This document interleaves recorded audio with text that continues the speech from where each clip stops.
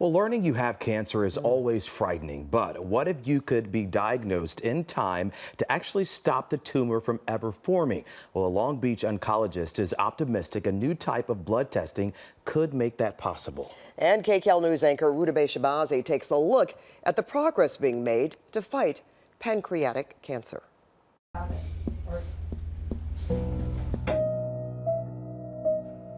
This is the PET scan you don't want.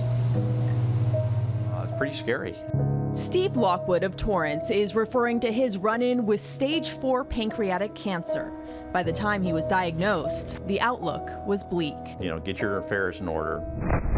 Of all of the cancers that we confront in medical oncology, pancreatic cancer is one of the most difficult to treat. The problem? In pancreas cancer, there's no such thing as a mammogram. Or other form of early detection, so it's frequently diagnosed only after it's spread. The prognosis at that point? Only 1 to 2% chance of survival at 5 years. It's virtually a death sentence.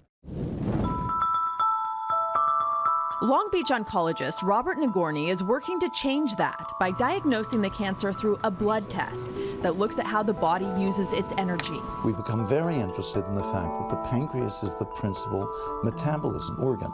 This is the organ that senses nutrients, releases digestive juices so that you use and metabolize the byproducts.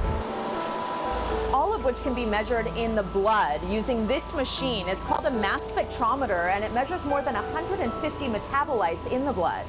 Using this approach, we studied patients with pancreas cancer, and we found that they had very significant differences in nutrients we found in the bloodstream. That is, their metabolite levels were distinctly different from other patients, including other cancers. Given all this, can this little vial of blood actually diagnose pancreatic cancer? Not yet, but we're hoping so in the future. Instead, by measuring the metabolites and their ratios in the blood, the testing can help identify a signature that highly suggests that you actually have the disease or are heading for it. If that's the case, you are the one who needs the MRI. You are the one who needs the endoscopy. And when the tiniest evidence of a disease, a less than 1 centimeter nodule shows up, you remove that and cure the disease. the best candidates for testing? People with a family history. People with new onset diabetes, abdominal pain. Also, Flank pain elicited by a slug to the back is very characteristic of pancreas cancer.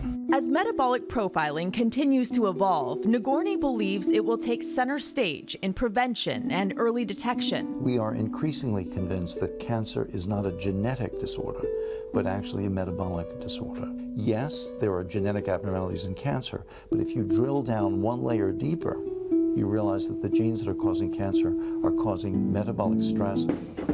Perfect. Well, you look perfect. Steve has been cancer-free for 14 years. Why? I have no idea, just the luck of the draw. Steve's against-the-odds survival helped trigger this research. I thought, what is it about Stephen Lockwood that makes him a survivor? Metabolic testing revealed his profile was similar to that of other long-term survivors. Indeed, he had the perfect survivor signature. Why then did he get the cancer in the first place? It turns out that the process by which you get cancer and the process by which you survive cancer are slightly different. But what does seem to be consistent is that understanding the way our bodies use and process energy could be a key to outliving cancer. Rudabeh Shabazi, KCAL News.